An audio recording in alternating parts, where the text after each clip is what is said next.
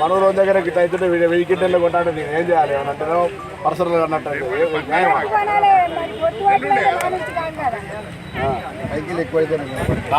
కాదు. ఇప్పుడు ఇంకోటి ఏమైంది, ఆ పొలాలలో నీళ్ళుండే వరకు చైర్ మిషన్ కొంటే దానికి ఎక్కువైనా పైసలు 3000 మామూలు అయితే 2000 వచ్చి టైర్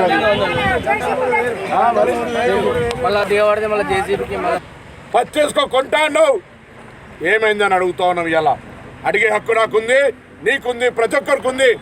అడిగితే రాజకీయం చేస్తున్నావు అంటే నీ మూర్ఖత్వం అనే మాట మాట్లాడుతున్నావు. ఇలా హైదరాబాద్లో ఇళ్ళలో నీళ్ళు వస్తే పైసలు ఇస్తావు, నా రైతులు ఇక్కడ తడిసిపోయి మొత్తం ఏడుస్తుంటే ఆఖరికైతే ఈ సన్న రకం వడ్లు కాలబెట్టుకుంటారు. అయితే కూడా ముఖ్యమంత్రి ఏదో కేంద్రం వద్దన్నాడు, కేంద్రం కొనొద్దని ఒక కాగితం చూస్తున్నారు మన జనగాంలో. నేను అడుగుతా ఉన్నా, ఒకవేళ కేంద్రం వద్దంటే ఇక్కడ నుంచి గెలిచిన MP BJP state president Kishan Reddy ఇక్కడ నుంచి మంత్రి ఉన్నాడు. ముఖ్యమంత్రి స్టేట్మెంట్ ఇచ్చినాక అన్ని ఏవేవో మాట్లాడతారు, జై హనుమాన్ అంటారు, హిందూ అంటారు, ఎవరు ఇక్కడ వేరే రోడ్డు కానట్టుగా. నేను అడుగుతా ఉన్నా, ఇవాళ ఇక్కడ ఈ తెలంగాణ రైతులు మొత్తంగా మొక్కజొన్న కొన అంటే సపోర్ట్ చేయరు, సన్న రకం వడ్లోడు ఏడిస్తే సపోర్ట్ చేయరు, ప్రభుత్వం కొన అంటే సపోర్ట్ చేయకపోతే దొంగలు ఒక కంచంలో తిని పంచుకున్నట్టు ఉందా లేదా అని అడుగుతా ఉన్నాం. ఇలా నిజంగా లేకపోతే కేంద్ర ప్రభుత్వం బాధ్యత ఏంది? ఈ రాష్ట్ర ప్రభుత్వం రైతాంగానికి అన్యాయం చేస్తే మీ బాధ్యత కాదా అని అడుగుతా ఉన్నాం. అందుకే కాంగ్రెస్ పార్టీ సంతకాల సేకరణ చేస్తూ ఉంది. దయచేసి నేను ఈ ద్వారా రైతులను కోరుతా ఉన్నా, మా వాళ్ళు వచ్చినా రాకున్నా మీరే సంతకాలు చేసి కాగితాలు పంపండి. కేంద్ర ప్రభుత్వం వెంటనే వ్యవసాయ బిల్లులు రైతుల కురితాళ్ళు అవి ఉపసంహరించుకోండి. నేనేదో ఇలా మనం ఇక్కడ తెలంగాణలో రైతులకు ఆ బిల్లులు ఉపసంహరించుకొని కొట్లాడతలే. మొత్తం ఈ దేశంలో బాగా చైతన్యం హుషారున్న రైతులు పంజాబ్ వాళ్ళు, హర్యానా వాళ్ళు.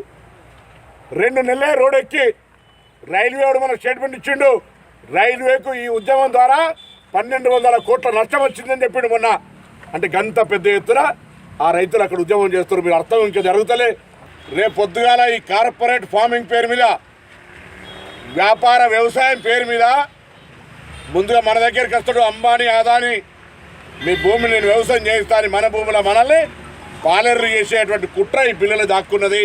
అందుకే రాహుల్ గాంధీ గారు ఈ బిల్లును వ్యతిరేకించి బిల్లు వద్దని చెప్పి ఇలా సంతకాల సేకరణ చేపడతా ఉన్నాం. ఈ బిల్లును వాపసు తీసుకోమని చెప్పి. ఇలా ఈ బిల్లు వాపసు తీసుకోకపోతే భవిష్యత్తులో మొత్తం మన భూములలో మనమే పాలేరులుగా మారేటువంటి అవకాశం వస్తుంది. దయచేసి ఆలోచన చేయండి. మనకి ఇలా మంచిగా అనిపిస్తుండొచ్చు, మన పొలంలో పంట పండితే ఆయనే కొంటాడట, 2000 క్వింటాలు కొంటాడట అని ఇవ్వాలంటే కానీ 50 ఏళ్ళ కాగితం రాయించుకుంటాడంటే ఇక దాని తర్వాత ఉంది మన జాగల మనమే పాలేరు చూస్తా ఉన్నాం. ఇంతకుముందు ఇటీవల కేంద్రంలో సెంట్రల్ గవర్నమెంట్ నరేంద్ర మోడీ ఒక వ్యవసాయ బిల్లు తెచ్చిండు. వ్యవసాయ బిల్లు తెచ్చినప్పుడు రాహుల్ గాంధీ గారు అన్నారు, ఈ వ్యవసాయ బిల్లుతోటి రైతులకు ఉరితాడు లెక్క అవుతుంది, ఈ వ్యవసాయ బిల్లులో కొన్ని మార్పులు చేయండి అని చెప్తే ఆయన అన్న అట్లెట్లనయా నగనూరులో పండించిన ధాన్యం బాంబేలో కూడా కొనుక్కోపోవచ్చు, ఢిల్లీలో కొనుక్కోపోవచ్చు అంటున్నాడు. మనమేమంటున్నాం, బాంబేలో కొనుక్కున్నా, ఢిల్లీలో కొనుక్కున్నా వడ్ల ధర 1880 రూపాయలు ఉంటే, మొక్కజొన్న 1850 ఉంటే వాటికంటే తక్కువ కొనకుండా చట్టంలో క్లాస్ పెట్టి ఒక ఆ నిబంధన పెట్టమని మనం అడుగుతున్నాం కాంగ్రెస్ పార్టీ. కానీ అవన్నీ ఏం పెట్టకుండా రేపు పొద్దున కార్పొరేట్ అగ్రికల్చర్ అంటే మొత్తం పరిశ్రమ లెక్క చేయాలి, పెద్ద వ్యాపార వ్యవసాయం చేయాలనే ఆలోచనతో నేను చేస్తున్నా. మీరు కాంగ్రెస్ వాళ్ళు అట్టేనే అడ్డం పడుతున్నా అని అంటా ఉన్నాడు. ఇందులో ఒక కుట్ర దాగి ఉన్నది. ఏమైనా చదువుకున్న తమ్ముళ్ళు 6 ఏళ్ళు ఆయన నౌకర్లు ఎందుకు ఇస్తలేవు? మొన్న 2 ఏళ్ల కింద చెప్పిండు చదువుకున్న వాళ్ళకు 3016 ఇస్తాను. ఎవరికైనా ఇచ్చిన నగనూరులా? మరి 3016 ఇవ్వకపోతే న్యాయమా?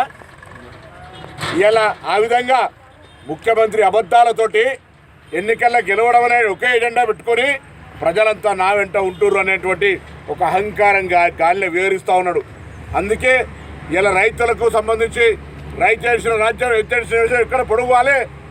ఆనాడు కాంగ్రెస్ పార్టీ రాగానే రుణాలు మాఫీ చేసింది, ఉచిత కరెంట్ ఇచ్చింది, విద్యుత్ బకాయిలు మాఫీ చేసింది, మద్దతు ధర పెంచినాం. ఊరూరా ఈ నగనూరు సెంటర్ కూడా నేను లక్ష్మీనారాయణ గారు డైరెక్టర్ నేను ఓపెన్ చేసి ఇవాళ ఇక్కడ ఇంత పెద్ద ఎత్తున ఏరియా ఉంటుంది, ఇంత పెద్ద ఎత్తున వరి వండుతుంది. ఇక్కడ 1000 క్వింటాలకు మాత్రమే పరిమితం ఇస్తూ ఉంటే అంతకంటే ఇంకొక మాట ఉందా? రైతులను మోసం చేస్తారు కాబట్టి ఇంకేంది? ఇక్కడ ఎంత ఉత్పత్తి అంతా ముఖ్యమంత్రి ప్రకటన చేస్తాడు. మీరు ధాన్యం ఎక్కడి దగ్గర పెట్టుకుని మా ఊళ్ళో వేసుకుంటారు అంటున్నా నేనన్నా. చేయండి.